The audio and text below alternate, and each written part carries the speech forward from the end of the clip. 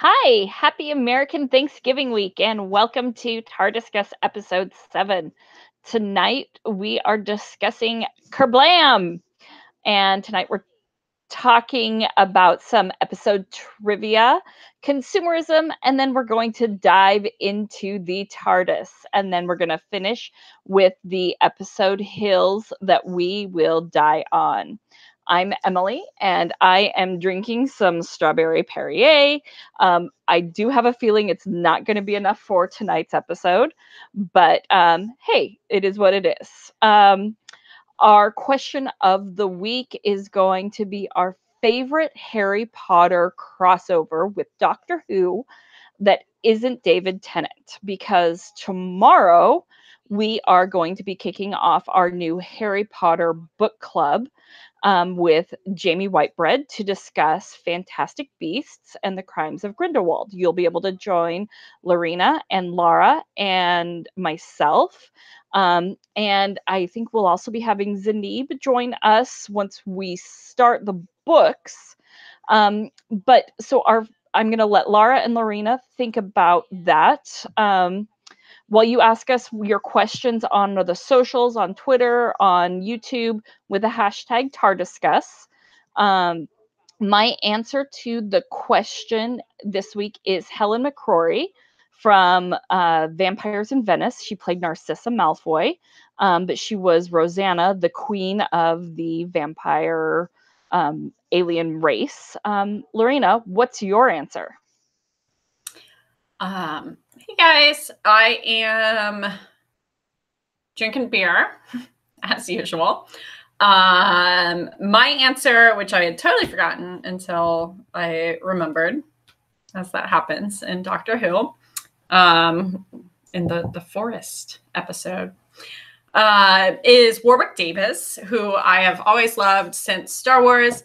Have never seen Leprechaun because I don't watch scary movies, but I love Warwick Davis, and he plays Professor Flitwick in the Harry Potter films, and then he is Porridge / the Emperor in the Nightmare in Silver episode. That's like one of the few episodes Clara and 11 are in together, and I just loved him in that. And I really like him as an actor. And he's one of the first actors I ever saw in like a live interview situation at Disney Star Wars weekend when I was like 16 or something. So that was a nerdy moment for me, but a good one. So yeah. What about you, Laura? Hello, everyone. So tonight I'm drinking a very weird amalgamation of cranberry juice, seltzer water, and vodka, and it's pretty good. I give it, a 9 out of 10 Tardai. So my favorite crossover person is Zoe Wanamaker, and I probably said her last name wrong, but she was Madame Hooch in Harry Potter, who was teaching them how to fly the broomsticks. And in Doctor Who, she is Lady Cassandra, Miss Moisturize Me. She's quite iconic, and I loved that character. She was a horrible last human being, but I loved her. So I'm going to kick it back over to you, Emily. Awesome.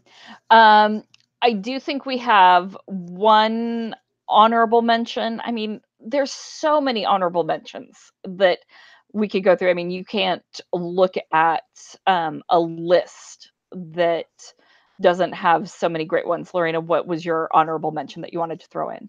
Before I say that, I want to just say that our question, I don't think you asked it in full. The question was our favorite crossover who wasn't David Tennant. Did I forget that? Sorry. I think I got that. I don't remember. So our honorable mention is not David Tennant because he is not permitted. But it's actually David Bradley who plays Filch, the squib, who is the caretaker at Hogwarts Castle.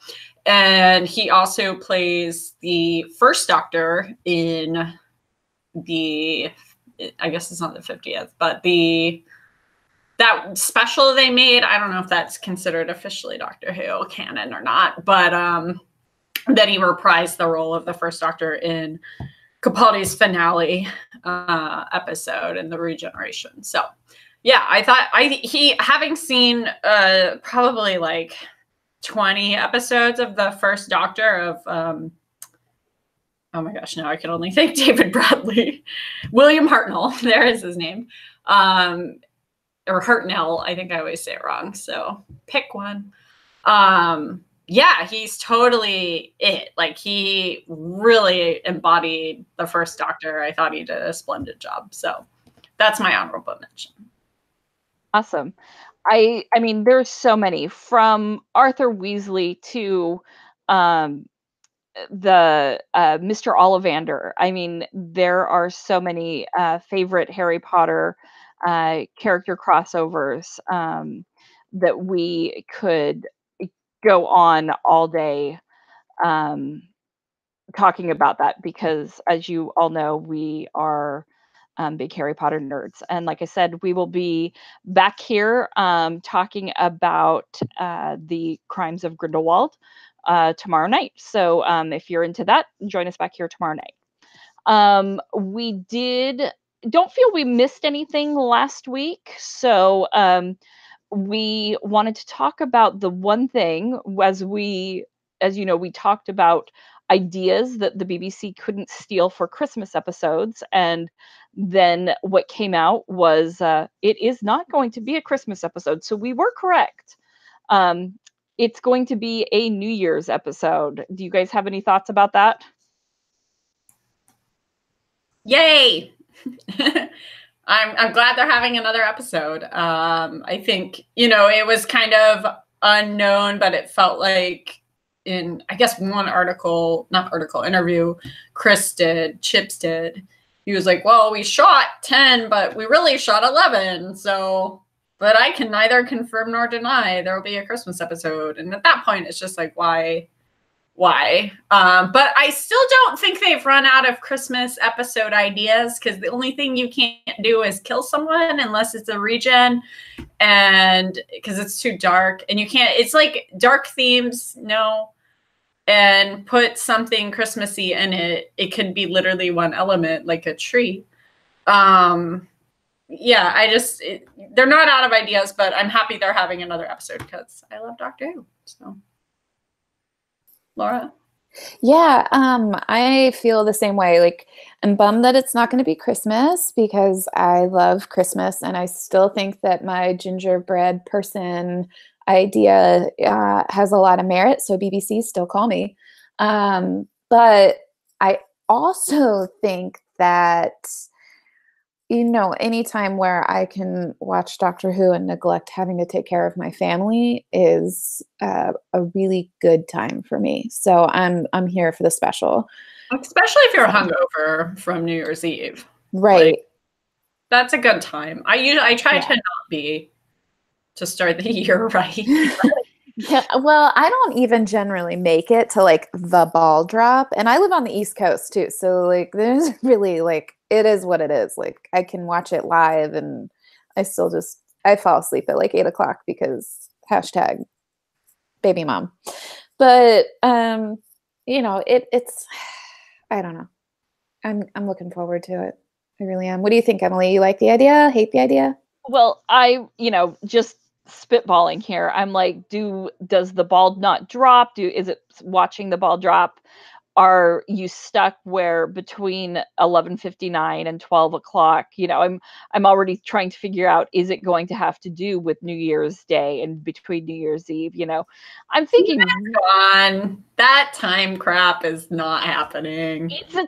They're Time Lords. It's an episode about time. We're not stuck between 2 minutes. The theme is it's about time. I think. But if we do get stuck in time again, can the pterodactyls come back? I hope so. That was really cool, and I feel like we didn't get enough pterodactyls. So did you do a pterodactyl noise? I feel like that was pretty good. That was excellent, actually. Thank you. They should cast you for. Yes, BBC, call me. I love it. I love it. Okay.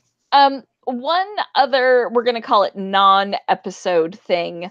We actually had a comment from Brady in Tennessee, and Brady and his mom watched this episode, and afterwards he was like, I like this doctor, but it sure feels like it's not going anywhere. What is she really all about? Who is the baddie that makes the ultimate end worth it?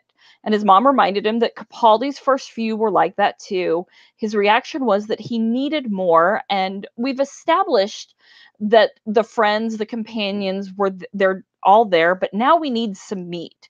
And he wants to see some more time in the TARDIS, especially since there was so much build up to finding her. And his other thing is developing friends and their relationship with the Doctor. They apparently don't seem to be having fun, but just going from horrible thing to horrible thing. He misses the fun. Now, Brady is big fans of 10 and Donna and 11 and the Pawns. That's what he Brady and his has mom very wanted good us to taste. let us go. He does have good taste. So thank you, Brady, for letting us know this information. What do you guys think? What are your thoughts on Brady's comments? Because we have some other thoughts. I have some thoughts about that, and I do agree with Brady, and he's quite insightful. He is one of our younger fans and listeners. I agree with Brady's comments as well. I think that, I disagree with one of them because I think that all of the companions go from bad thing to bad thing to bad thing. And it's really more adventure to adventure. That's how I like to look at it. And I think that maybe we're just not seeing in prior ones, especially with the Pawns, they would have like a little off comment about, oh, we went to like Space Florida, or, well, what about when we went to whatever and everything was a diamond? And, there's just like these like pleasure trips they take. Like the one where it's the girl who waited, is it literally they're going to a like pleasure, what is it called? Pleasure Planet, where it's just like the whole thing's a big theme park they have gardens, they have, amusement stuff. It's just like fun. And then Nightmare in Silver, they're actually supposed to be going to the best amusement park in the galaxy. And then it turns out it's been overrun by Cybermen. And then there's one with Donna who, when they go to midnight, and he takes, that one ride. And that's actually just a vacation destination. So I definitely see his point that we're missing kind of those little like vacation trips. But I also feel like almost like I haven't been with these people very long. And it's possible I feel that way because there's so many. There's 3 companions. 2 of them are kind of connected, Graham and Ryan. But overall, it feels like, we're not getting that. If it's just one companion, you can only do like a family history type of episode once. You can't do, multiple. You can't do at least 3, right? So it's kind of like that concept of the family tie back to Earth, that kind of thing. Like even the episode that we won't mention the villain in, for Laura's sake, that had Chris Noth. That episode featured, Yaz's mom, and like Yaz's family kind of played into that. So there's kind of that, like, there hasn't been a lot of opportunity to really dive into the world of the Doctor because there are so many companions worlds we're diving into. And so I definitely see that point Brady's making. And I think both Emily and Laura, you guys had thoughts on that, on like how many companions there are, why they chose to do that, and like how that's affecting the show. I did. And Laura, feel free to jump in. because I was thinking about this on my second rewatch last night. I don't know, would they have given a male doctor more than, 2 companions? Like 11 had Rory and Amy, but that wasn't for very long. Like they weren't there for more than one season. And it just seems weird. Like, why did they give the female doctor from the start 3 companions? And is it because they didn't feel that she could carry a singular companion? Why did they feel that there couldn't be enough balance or enough story that she couldn't carry the weight of an episode? And is that, because I think Jodie's doing fantastic, but where were those decisions coming from? Laura, do you have any thoughts? I do have some thoughts. So I wonder if they gave Jodie's doctor, this 13th doctor, 3 companions because that was the best fit for this particular doctor. Each doctor is so different, but they all do have this kind of common similarity, but kind of personality-wise, they have their own little intricacies. So my thinking is that maybe they thought for this particular doctor, this would be the best number for her. And I feel like it's really working to their advantage. I love the amount of companions that we have. I feel like sometimes, it gets to be a little bit much between the 4 of them. But then they kind of split off and go their own way. And so then you have like, in this past episode, Kerblam, then you had Ryan and Yaz going onto the whole conveyor situation and all that kind of stuff. So it made sense to me to have the extra companions. And I am chalking it up to not being a female-male situation, but just for this particular doctor and her personality. I do think that her personality is an interesting one. This doctor's been really different in a lot of ways. Like, there are just some things that she's letting the companions get away with that she would not have in the past at all. In her past, like as the other doctors, 12, 11 and on. So, what do you guys think about that? Like, do you think that my husband is of the mind that this 13th doctor is a lot more savage, so to say, in the sense of she's just kind of like, well, Ryan sent this guy in the past from Rosa, and well, oh well. And, and then in Demons of Punjab, she had, I'm blanking on his name now. Preem, was it? Had the gun, and she was totally okay with it. And so, but she got on Ryan about it earlier in the season when they were on the Ghost Monument planet thing. So I don't know. I'm rambling at this point, but I do think that I think her compassion versus her savageness is in equal amounts. What do you guys think? I actually think she has. Well, I'm not going to say that, but I think that she's definitely different than the prior doctors in her compassion / savageness. And I guess now that you've like said that, I'm now thinking about it a little differently, because I always felt like Capaldi was pretty savage, but I think he was actually just impersonal and very alien, if you will. And like he couldn't get how to like be with a human and have that friendship. Almost like he just had this weird I'm too old, like too many thousands of years old, and my sense of time and reality is so foreign to yours, puny human kind of like thought process. And then he was just a dick. Like his first season with Clara, he was just a straight up asshole.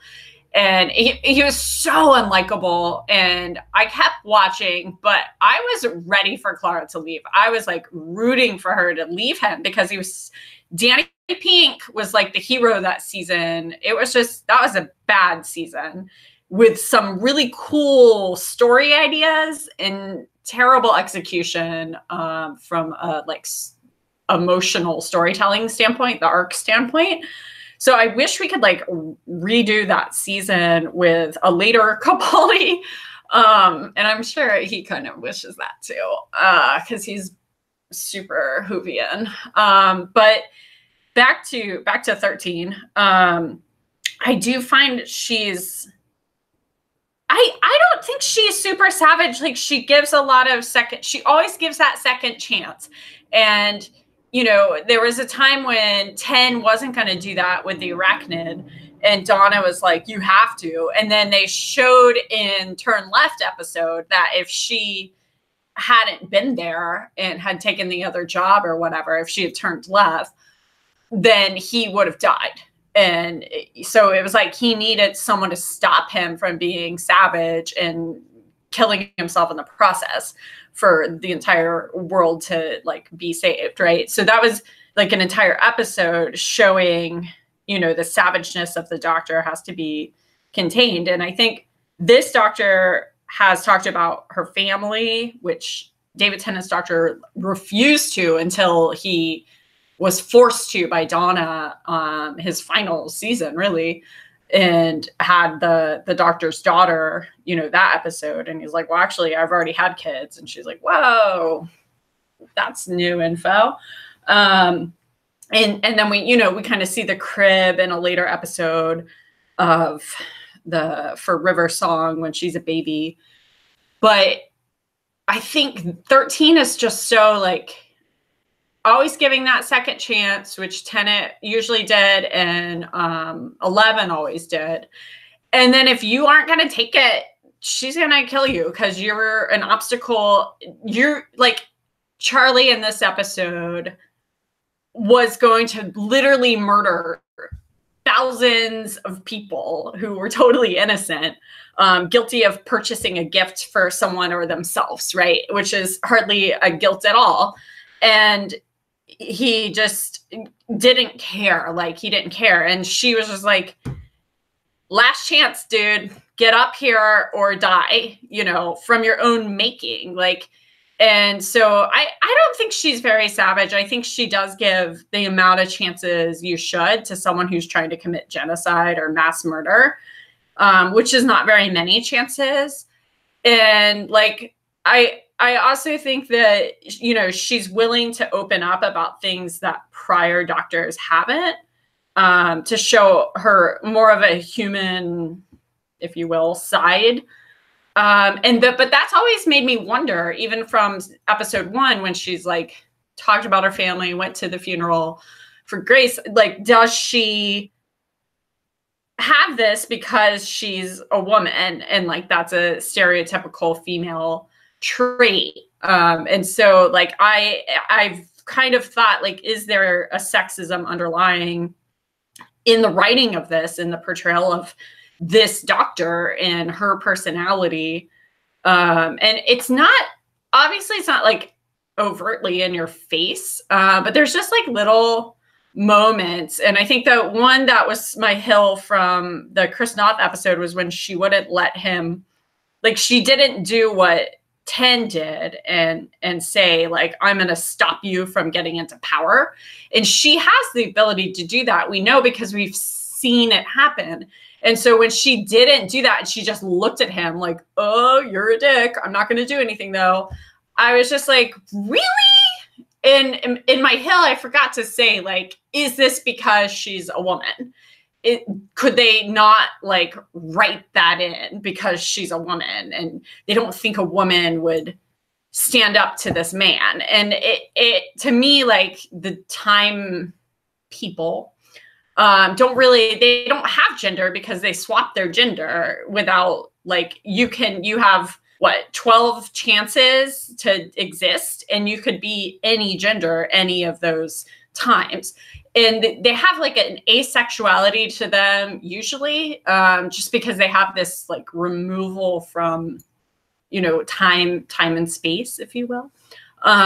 So there's just like, to me, there's not that gender or sexuality that we would assign, you know, stereotypically. So it feels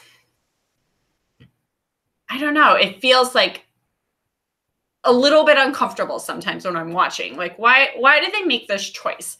And I think it does vibe back to what you were saying, Laura, about, is it just this doctor's personality, or is it like a really deeply embedded sexism in our society and the UK society? I don't know. Like, I don't want that, but it's hard for me to not question it. So. Okay. Well, I did look it up. The writer for this episode is Pete McTeague. It's so far his only Doctor Who writing credit. The director was Jennifer Perot. There was a female director, but a male writer on this particular episode. There you go. This episode, I didn't feel like had super sexist feeling. I didn't feel uncomfortable in this one. I guess Laura's husband did. Well, I don't know. So my husband was just thinking, like, when the explosion happened and she teleported out, he was just like, that was just kind of savage. Like, I feel like the other doctors would have like taken the time, and I was just like, first of all, no.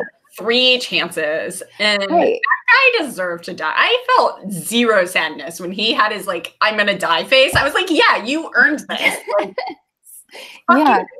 Sorry. He had, yeah, he had 3 more chances than I would have given him. Let's be honest here. I might have been like, hey, you're gonna die, and then deuces. Like, like I don't know what to tell you, but I just have to say this one thing before I totally forget about it. I think that this doctor in particular, her personality is so dynamic that there are times when you're watching her and you're like, is this like why did she let Chris Notha's character like get away with this? I don't particularly remember the ending of Arachnids in the UK because I was traumatized. So I didn't see the look or anything because I was crying in my kitchen. But I do know that there has been several times when I've thought to myself that like she's just, I think that this incarnation of the Doctor is very, her personal growth, I think is what I'm trying to say, has been outstanding. You go from, Eccleston's Doctor, who was just very short and very snarky and sarcastic one moment, and then like dead serious, like he's not happy with you the next moment. And then Tennant was kind of goofy, but he had his real serious moments. But overall, he was like a real kind of easygoing guy. Smith was had his own things going on, and then Capaldi was like Lorena said, like Capaldi was a dick. Like he was mean, and just like, why are you so mean right now? And now we have the 13th Doctor, and she has moments of being incredibly kind and caring and compassionate. When Grace died and she went to the funeral and everything, she handled it like a rock star. And then, you have moments where you're like, but why didn't you say anything to Ryan about teleporting some dude into the distant past? Like, you didn't seem to care about that. And I feel like that would be something the Doctor would really care about. Like, where did this person go, and can we keep an eye on him, sort of thing? Yeah, and what gave you the right to send him? Right, like what gave you the right to decide it?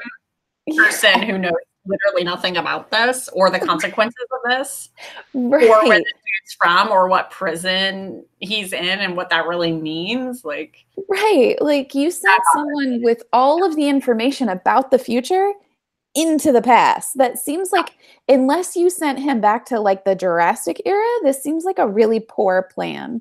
And you know what? Maybe that's what happened to the dinosaur. That dude went back. But then, so you have that moment where you're like, she didn't say anything. And, and then you have other moments where she's just like, I don't know.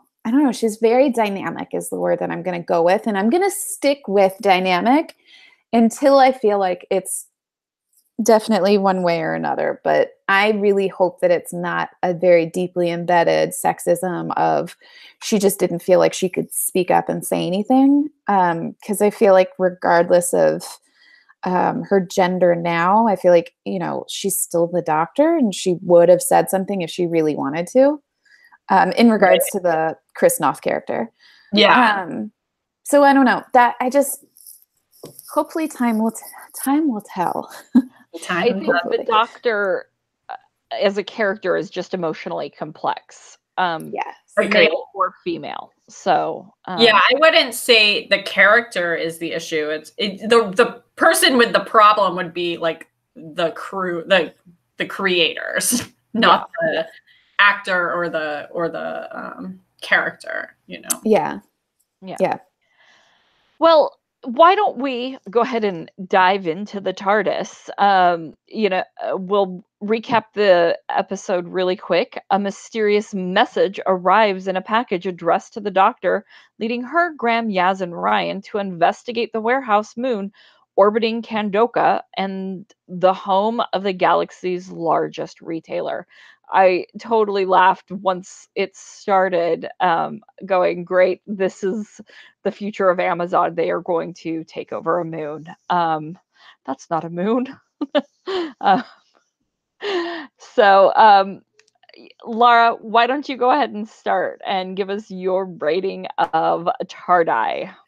I will, but first I have to say that was awesome, and props to you on that. That was that's no moon. So for me this week, Kerblam earned itself 10 out of 10 Tardai. Personally, I loved this episode. It was a lot of fun to watch. It was very classic Who, and I mean that in the sense of when you saw the conveyor system and the way that was like, you look down and it was just like conveyor belt on conveyor belt, and really wild looking. The Kerblam man and the robots and stuff, like not knowing who the bad guy is, and it had that just really good feeling to it that makes a great Doctor Who episode. And I loved the fact that Ryan really had his chance to like really shine in this episode, from him being totally comfortable with the shipping warehouse and, hey, this is my territory and I know what I'm doing sort of thing, to him being comfortable talking about his dyspraxia when it came time to go onto the conveyors. That was really cool. And my husband also said to me while we were watching, he said, you can tell that this character, that Ryan is gaining a lot of confidence in his travels because he's really comfortable talking about his dyspraxia to this complete stranger, Charlie. So that was a really cool moment for me as well. And even though Charlie was a horrible, evil person, I thought he was great. My very first thought was, oh my God, this could be a really young David Tennant. The actor's name is, I think, Leo Flanagan. And I had to IMDb him because I was like, he's got to be related to Tennant somehow. Like he looks just like him. He could be Tennant's little brother or a cousin or something. I haven't confirmed or, denied that that's the case. So I need to look into this more closely, but he was super evil, and I had a very evil cat named Charlie. So for me, I liked the throwback to my devil kitty. And I also liked the fact that this episode kept you guessing the entire time on who the bad guy was going to be. Because I honestly really thought it was going to be the robots, because I am learning through this season of Doctor Who that I have a severe robot prejudice, and I need to somehow overcome that. But it's like their faces are so creepy. These faces reminded me of the, what were they called from The Beast Below? What was the name of those? The Smilers. I have that noted in my stuff that I wanted to talk about. But yes, the Smilers. The Smilers. And also they reminded me of the Santas from the one of the Christmas episodes. That was a Christmas special, right?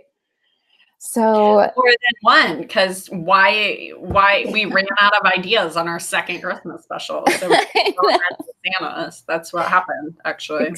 Exactly. Like it just, they had these really creepy looks. And hey, like the Kerblam man came into the TARDIS and delivered a fez, which by the way was a great moment. And no, Jodie, I'm sorry, but you don't quite pull off the fez as well as Matt Smith did.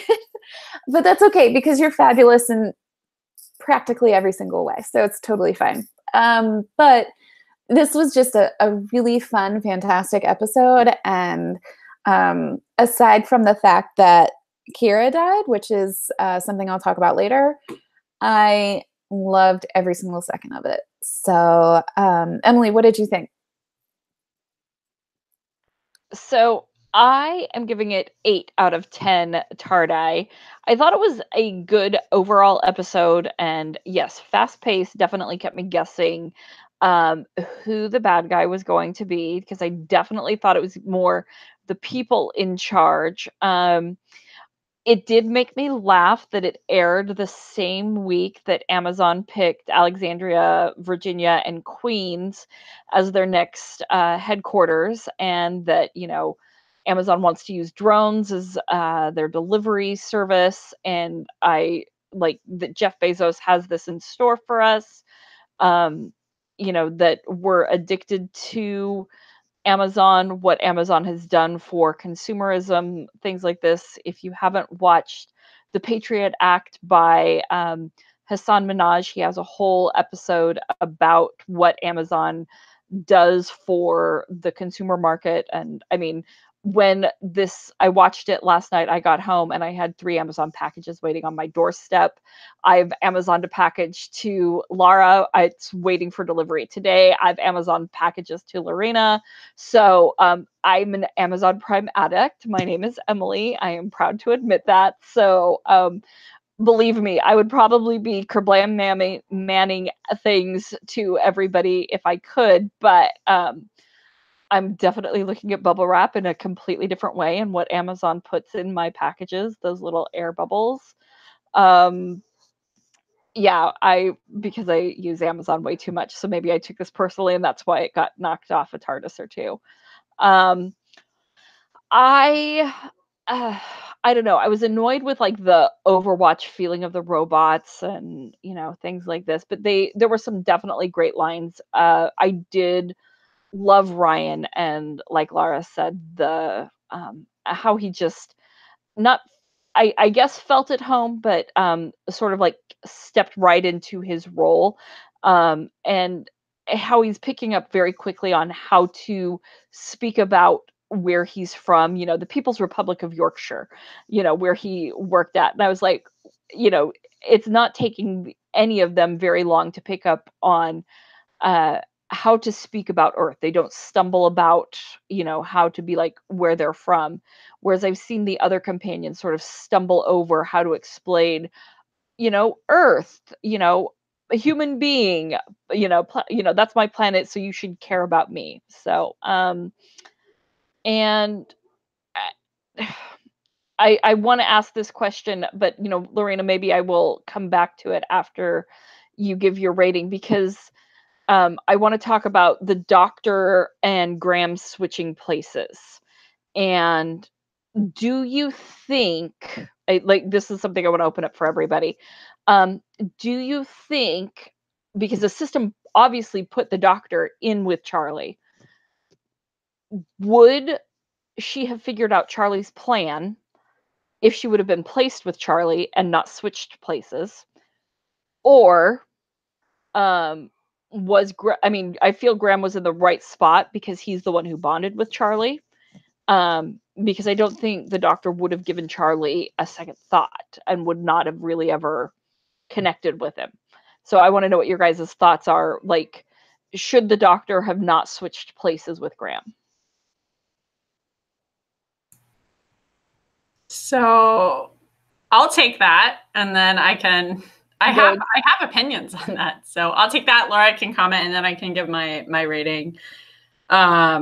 Because that's not part of my rating. But actually, right before I went to bed after watching the episode, I said to my husband, who has the same name as Laura's husband, but they're not the same person.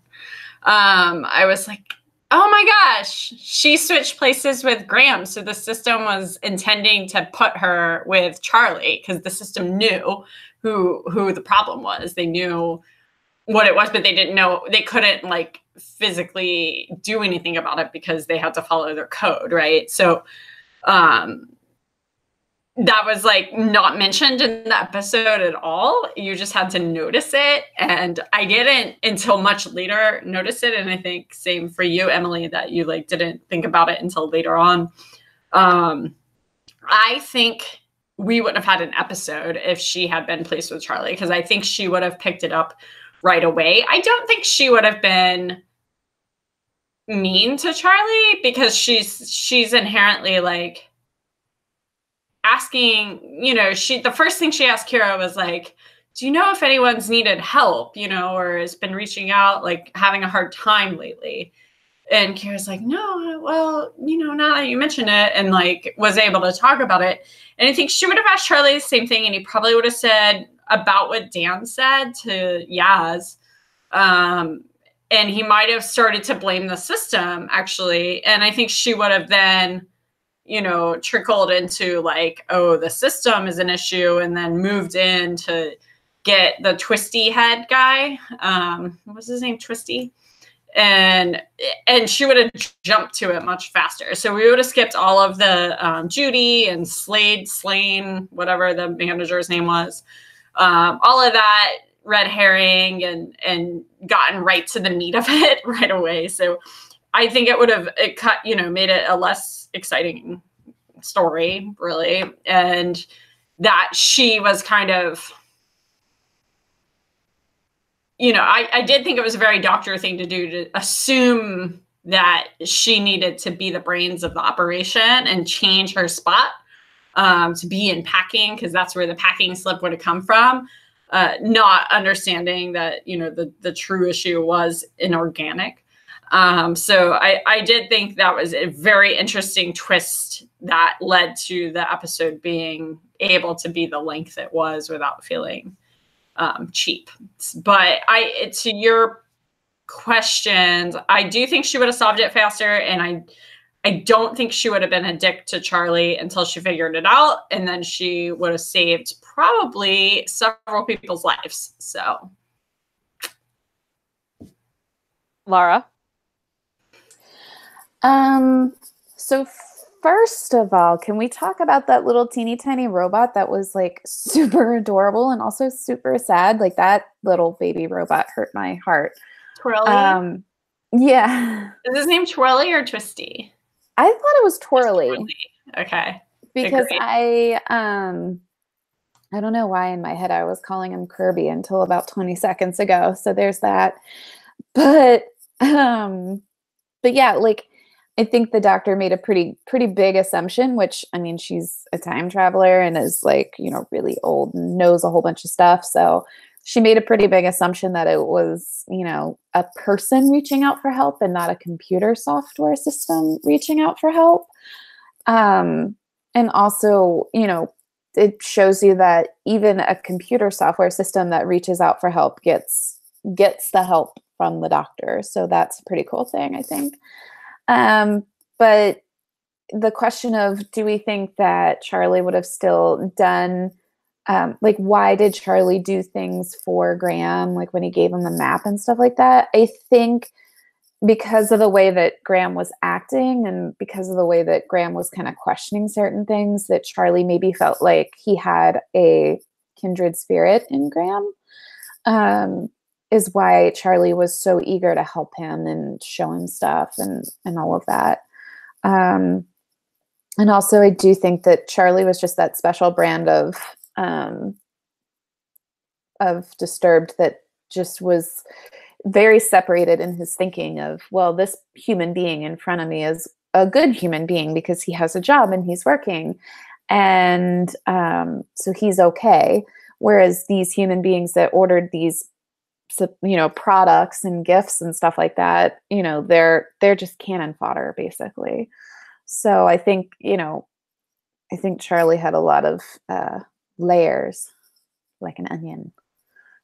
Yeah, I don't agree with this. I feel like Charlie did dehumanize the humans he was murdering. I do agree with that, but I don't think it was like because they didn't have jobs and they were ordering things. I think it was because it was a means to an end. So he was trying to better for the greater good, if we will. That he's going to murder 20,000 people so that, you know, they'll blame the system. And then stop, you know, using that. When he first was doing his spiel, I actually thought he wanted to kill a lot of people so that there were less humans, so more humans percentage-wise could have work. And that like the 10% would be, you know, more people than it was currently. But then as he went on, he was like, you know, then it's going to be 7, then 5, then 1, you know, when does it stop? And I was like, oh, you know, and he had a valid point from that perspective. And I think Judy would have agreed with him because she's a big spearhead for an all human movement, or a mainly, you know, majority human. But I did, you know, obviously he had maybe not the best approach. But yeah, when he was first doing it, I had a very like, you know, they're gonna eat the babies because they don't have any food. What's that pamphlet? I can't remember. Thomas Paine. Is it Thomas Paine? Did the comments? Is it Common Sense? That's the Common Sense. Yeah, by Thomas Paine. Thank you, or not thank you because I said it, but thank you for confirming. Yeah, like that idea, but obviously he didn't go that direction. He went much more ridiculously not satirical. But I didn't think he treated Graham the way he did because he thought he was like good because he had a job. I thought it was because he just was like, oh, you need help. And if I help you, you will not suspect me of being right on the precipice of committing my massive, you know, act of like vigilance and saving mankind from unemployment forever, and like the robots taking over all of our work and us starving to death and being, you know, in this horrible state of poverty. Like he kind of saw it more as, okay, you're here. I didn't expect anyone to be coming down here because I control the system, but okay, you're here. And what he didn't know was that he got, you know, the wrong person. Just one heart. Yeah. Yes, I wholeheartedly agree with you. I did not explain myself well. I feel like Charlie thought of those people that the Kerblam man was going to deliver to. I feel like to him they were just all collateral damage. Like it was inconsequential, which is why he was so evil. So yes, I definitely agree with you on that one. What do you think, Emily? Have we swayed your mind either way on this? I just thought it was a good discussion question. And now Lorena needs to give her TARDI rating. Yes, we're coming short on time. We thought we would have not a lot to talk about, but we've had a lot of passion in this discussion. So sorry, guys, or not sorry, because you know you love Doctor Who. I ranked it 9 out of 10 TARDI. I loved it the way Laura did. I thought that the pacing was great. One thing I really enjoyed was how well balanced the storytelling was, and that we got similar to the Stitch episode, we got like more stories than we would have if we only had one companion. So we were able to get, I think, 3 separate storylines instead of just 2, because the companions were able to split off. I was glad that Ryan and the Doctor were together because that would have been too many storylines if he was separate. But I did enjoy, you know, Yaz bonding with Dan. We got to know Dan, and that was just like really tragic when Dan died. And then meeting Charlie through Graham was, because Graham, we just love Graham, and he just really like brought out brought out the goodness in Charlie, and like really kind of like saw, you know, this spark of light in Charlie and the potential in him to be, you know, a good person, to love Kira, to have this family and life with her in this future. And then, you know, obviously that's not what went down. But not having Graham there, we wouldn't have met Charlie, obviously. So I think they did a great job of balancing that. And I will commend that there are so many companions from that perspective. It didn't feel outweighed any direction, I thought. And all of them converge again, you know, at the right time.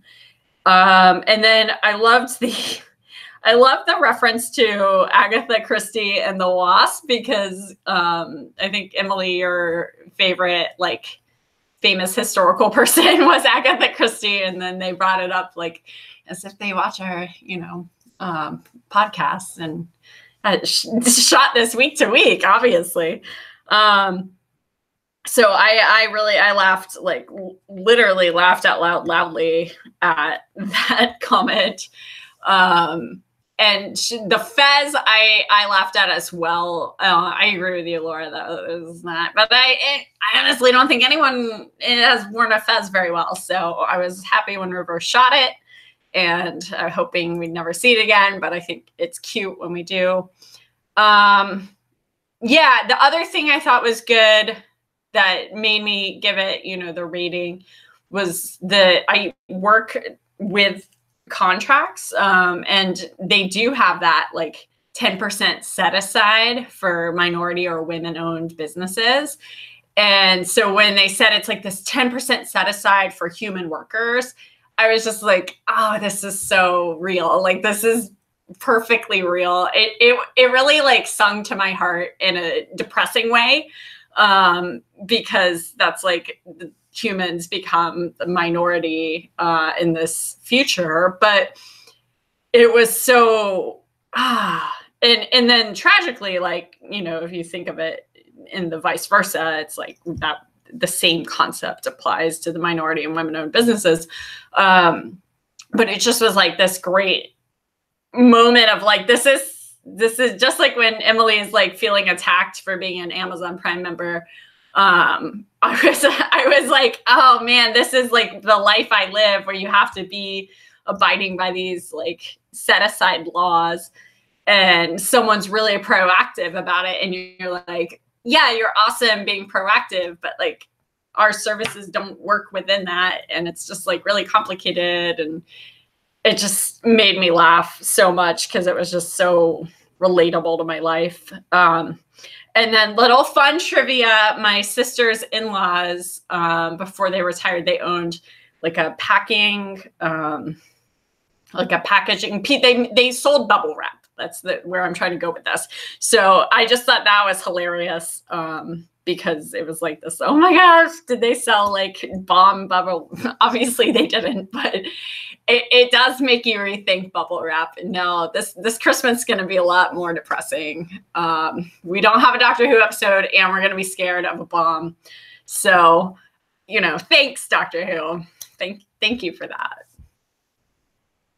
Well, let's talk a little bit more about Charlie and our villain, because I think we all agree that not one of us saw that coming. Laura, you already alluded a little bit to this fact that you were not there, and then we can just briefly touch on Charlie, and we only have a few more minutes left, and then we can go to our episode Hills Will Die On. So I didn't see Charlie coming at all. I thought it was going to be similar to the Smilers, like the Beast Below, and that it was going to be the robots. So Lara, what about you?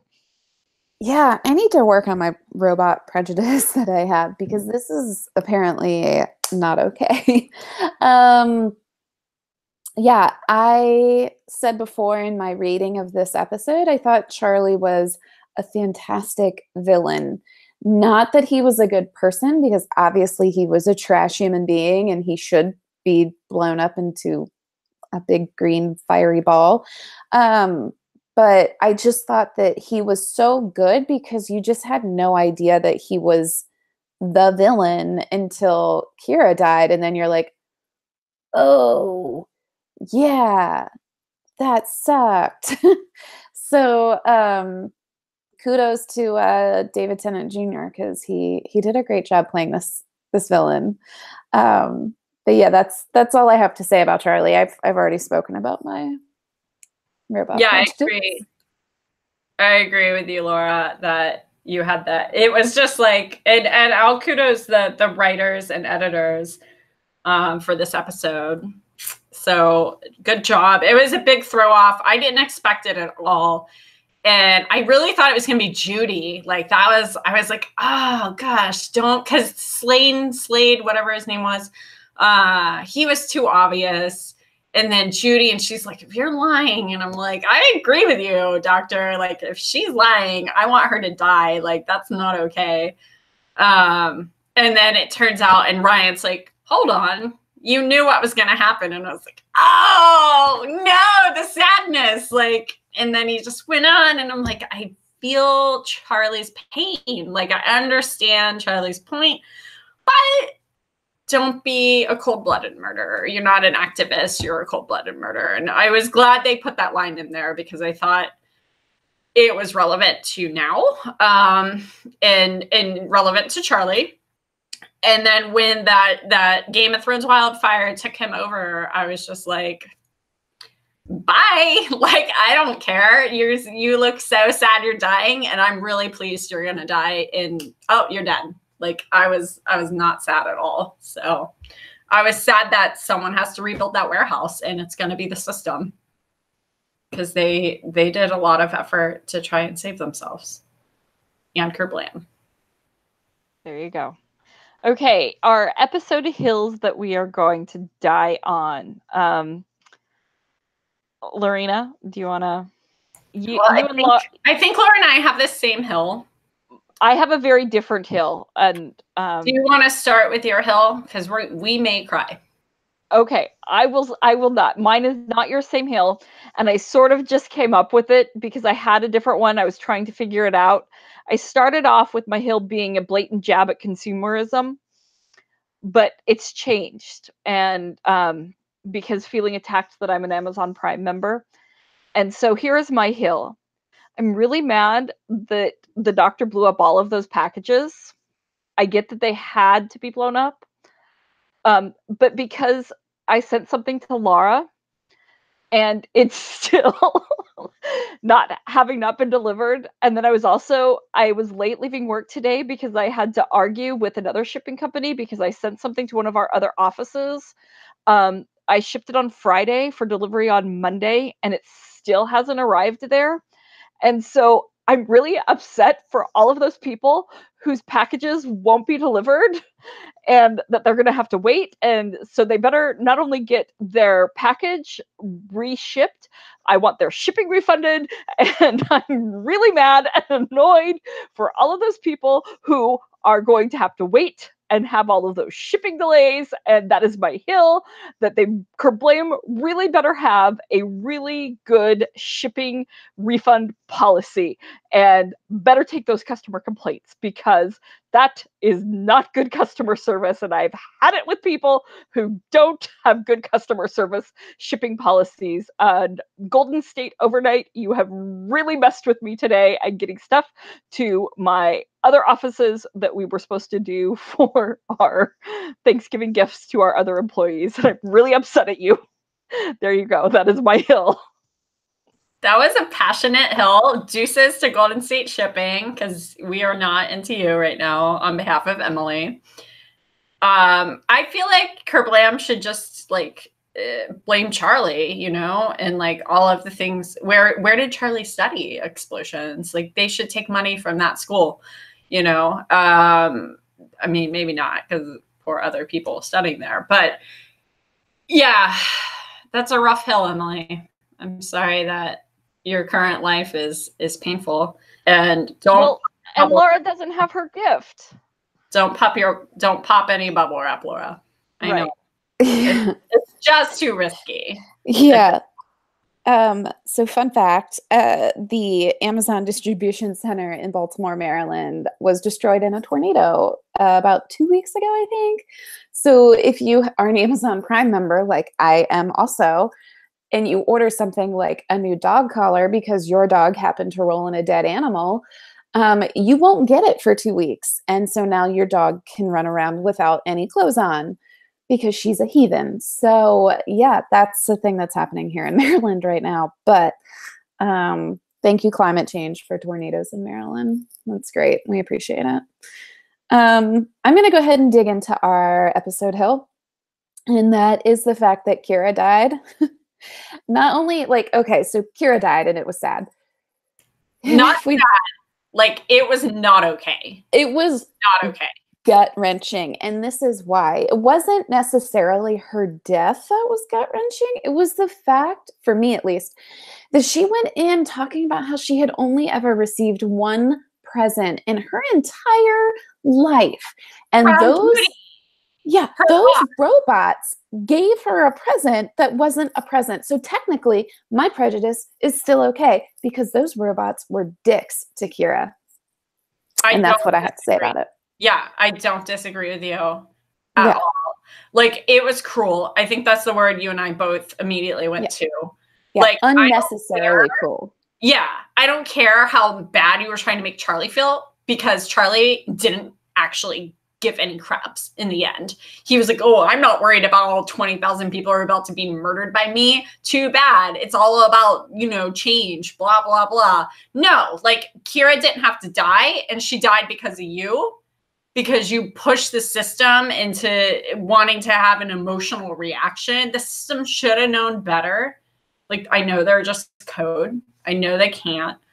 But they should have known, like, this is more like wrong. Like, where was their code stopping them from murdering someone, right? I understand you're sending the, it was just so unnecessary. And Dan dying was pretty unnecessary. I understand, but he was such a hard worker, and it was just so sad. But Kira is my hill, and the fact that her best day was the doctor complimenting her on her outlook on life, and then she's brutally murdered by her job in this creepy, underground compound. I was just, I was so sad. I was just the whole time, no, don't go with them. Don't open it. Don't do anything. Don't sit under that ceiling vent. Everything that could have gone wrong. I was just oh. And then when Charlie was like, no, and I didn't realize, and then until Ryan said it, I didn't realize. And I was just felt bad for Charlie. And then Ryan, it was just really awful. And she was the sweetest person ever. She was naive and kind. Why? Why kill this person? And, I don't hate robots. But I feel so heartless. Well, you should, because you're worried about your own shipping and not about a fictional character's murder when we're talking about a fictional show. So you should feel heartless.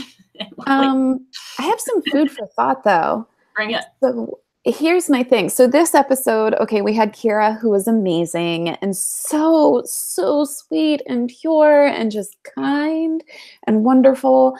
And she was murdered for no reason. She was killed.